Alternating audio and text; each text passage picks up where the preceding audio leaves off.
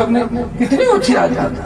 खींवसर के अंदर आप जाके देखें, कोई खींवसर में अगर ये कहते कि हनुमान जी ये पूछ के काम करते हैं वोट दिया कि नहीं दिया, मेरे पास बात कर लेना, मुझे तो यही पता है। मैं तो चाहता हूँ मेरे पास आ गया सब वोट देते हैं, नहीं भी आया सब देते हैं। इतना विकास करा दिया खींवसर के अंदर। अब तो स्थिति ये हो गई सड़कें बनाने की जगह नहीं है, तो मैंने कहा सड़क के ऊपर सड़क बना दो आप। और क्या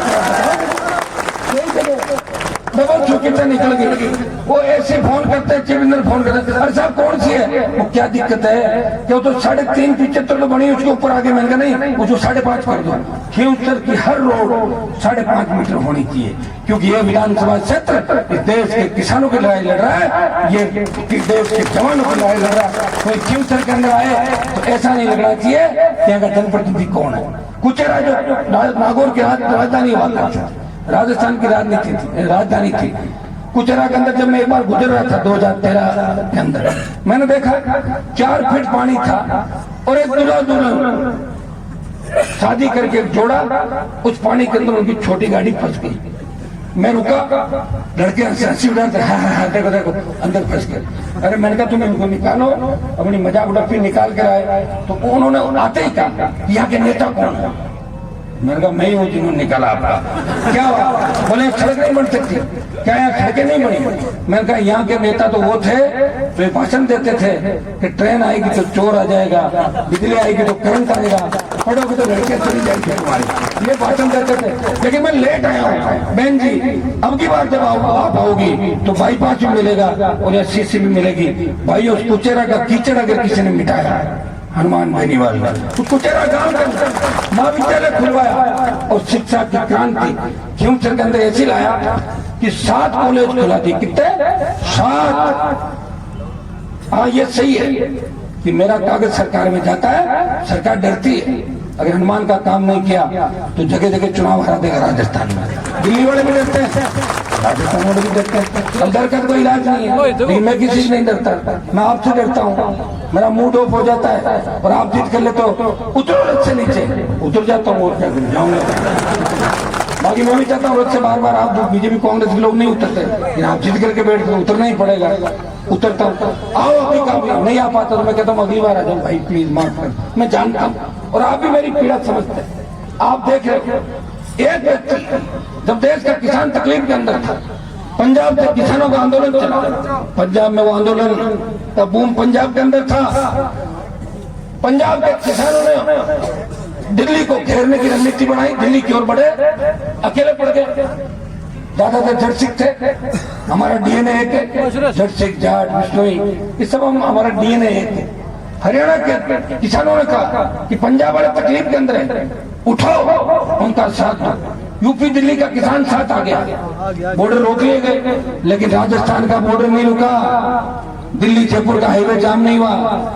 और किसान नेताओं ने मुझे कहा हनुमान जी आप किसान के बेटे हो, इतनी मदद कर दो, एक नया इतिहास बनेगा। वीर तेजाजी महाराज भी उसी धरती से आते हैं जिन्होंने गायों के लिए कुर्बानी दे दी, आप हमारे लिए कुर्बानी दो, मोदी को छोड़ो, इस हाईवे को जाम करो।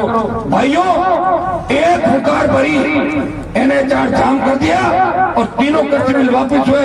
मोदी की सत्ता छोड़ के 70 दिन सड़क पर जो सांसद बैठा वो नागौर का सांसद था, जिसने किसान कौम के लिए पड़ोसी हुई थाली को ठोकर मार दी, दिल्ली की थाली, वो भी स्टेट की थाली नहीं, दिल्ली की मिनिस्ट्री को ठोकर मार दी।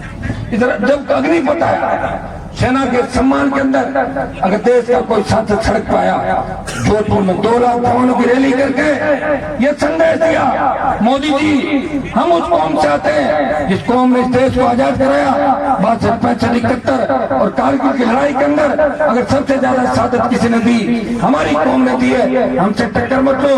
और 2 लाख की रैली का परिणाम ये हुआ कि मोदी डर गए। लोकसभा के अंदर हर भाषण में आप देखते हो कि अग्निपथ की बात जरूर कहता हूँ पार्टी मीटिंग के अंदर, और परिणाम ये हुआ कि पहले अग्निवीर 25% रखते थे, 75 वापिस भेजने की बात थी। सरकार ने कहा कि आधों को वापस रख लेंगे, आधे वापस भेजेंगे, एक दिल्ली की उतार और भरेंगे दिल्ली की तरफ, अग्निपथ को भी वापस करवा देंगे। ये मैं विश्वास आपको देना चाहता हूँ।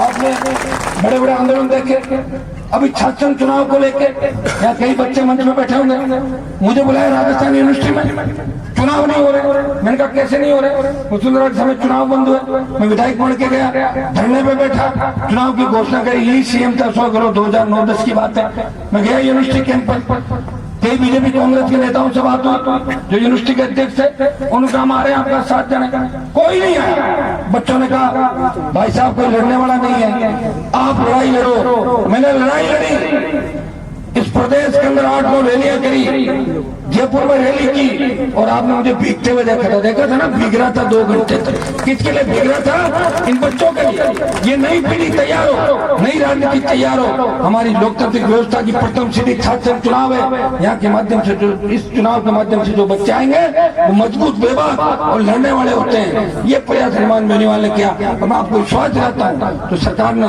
बीच में गड़बड़ की, मंत्री के घर पे ईडी आ गई थी, तो मंत्री खुद परेशान है। लेकिन मैं चाहता हूँ कि आचार संहिता से पहले शासन चुनाव की घोषणा राजस्थान के अंदर हो। ये मैं प्रयास पूरा करूंगा। कांग्रेस के लोग तो छात्रों की बात करेंगे, बड़े बड़े नेता कांग्रेस के अंदर जो जवान की बात करते थे, किसान की बात करते थे, कहाँ चले गए? उसी गहलोत की छतरी के नीचे बैठ के जाते बड़ी डींग आमते थे, हम ये कर देंगे वो कर देंगे। कहाँ क्या नौचुरा की ढूंढ करी, क्या करी राजस्थान में? बताओ मुझे। कुछ नहीं किया। जाके गहलोत की छतरी के नीचे बैठना तो खराब क्यों किया कांग्रेस पार्टी को? क्यों खुद खराब हुआ? क्यों हमारे जैसे लोगों को खराब किया? क्यों किसानों जवानों को बरगलाया? छात्र संघ पे एक ट्वीट तक नहीं कर सके कि छात्र संघ चुनाव होने चाहिए। अगर इतनी बात कर देते तो भी आपके मन में होती कि हम जब तकलीफ में थे उस नौजवान नेता ने हमारी बात उठाई। भाइयों, हर वो मुद्दा जो कोई नहीं उठाता, हनुमान बेनीवाल आरएलपी पार्टी इस मामले को उठाती है। क्योंकि लंबा समय हो गया और मुझे उससे अब लगातार टाइम भी देना है। आज इसमें गति नहीं होनी चाहिए। हमारे समाज के किसान के बच्चे हैं, और मैं चाहता था कि 1 करोड़ रुपए राजस्थान हम इकट्ठा करके उस परिवार को दें। दुर्भाग्य देखिए, नहीं तो हमें देने दिया और मैं कांग्रेस ने 1 रुपया दिया। क्या आपको इस बात की चिंता नहीं है? वो बुजुर्ग लोग जो ओसिया के अंदर कहते हैं कि हनुमान जी जो नए लड़कों की पार्टी के बुजुर्गों को पूछना चाहता हूँ, आप एक बार बात करा रही थी, बैठ के घर पे जाए, उनकी स्थिति देखें, किस स्थिति से गुजर रहे हो, बताओ मुझे।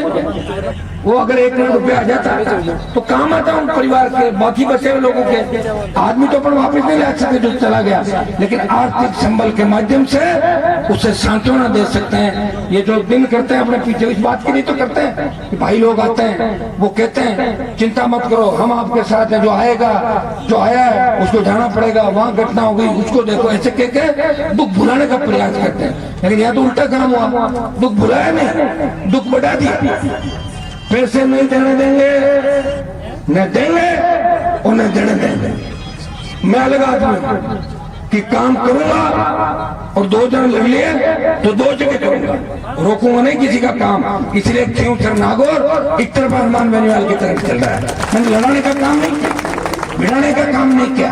ये धीरे धीरे ये जागृति राजस्थान के अंदर चली। भाइयों, बिजली की कितनी बड़ी समस्या। अभी जब हमारे शहीद पुखराज मांडिया के अंदर वहां जाके आए, मैं बिजली के लिए किस तरह साधन दी। रामपुरा में बस ड्राइवर द्वारा जो घटना हुई उसके अंदर भी आप देखें, ये जो घटनाएं आए दिन हो रही है उसमें राजनीति जो की जा रही है। मैं चाहता हूं कि घटनाओं के ऊपर राजनीति नहीं हो, पीड़ित को मुआवजा मिले, दोषी सलाखों के पीछे हो। ये हर नेता को ये काम करना है। अच्छा, कौन नेता क्या कर रहा है ये तो सोशल मीडिया के युग में कहने की आवश्यकता नहीं है। अभी बहन प्रिया कह रही थी कि ओसिया में कोई विदेश के लोग आएंगे, यहाँ से क्या लेके जाएंगे? क्यों नहीं लेके जाएंगे? यहाँ से सीढ़ी लेके चले जाएंगे। ओसिया की सीढ़ी तो पूरे देश में चली थी, लेके चले जाएंगे, जाके देख लेंगे, 1 घंटा टाइम पास हो जाएगा। यहाँ की गंदगी के साथ साथ गंदगी की खुशबू, गंदगी की जो दुर्गंध और यहाँ की प्रसिद्ध सीढ़ी, वो चीज ले जाएगा। इससे उसका नाम है, दिल्ली में भी एक दुकान का नाम था ओसिया की सीढ़ी, हर समय उपलब्ध। ये